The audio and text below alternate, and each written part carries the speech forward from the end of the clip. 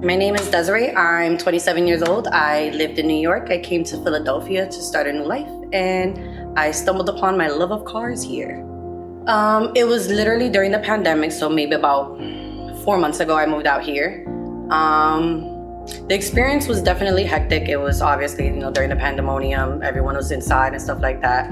But I did see a lot of mechanics still out there, still working and stuff like that, knowing that they're an essential worker, knowing that, what they do, a vital thing for people every day, makes me, want to join in on that. And I think that is a great, cool thing. I had prior interests, as a kid. My dad always had muscle cars and stuff like that, always be inside, helping my mom change her oil, changing tires by the age of 12, and, doing things like that definitely grew my passion for cars and grew my interest. How complex they are, but they do such a simple job. The components of a car are so many that if you do one thing wrong, then it messes up the whole thing. It's kind of like a butterfly effect with a car. So I think that's the biggest thing with me. That's my main interest of it. One small thing or one large thing can make a big difference.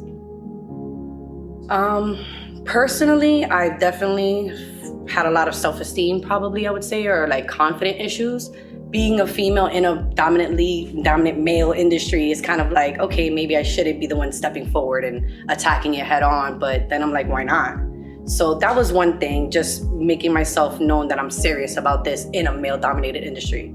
The school-wise, the only thing I would say I had problems with academically is literally math.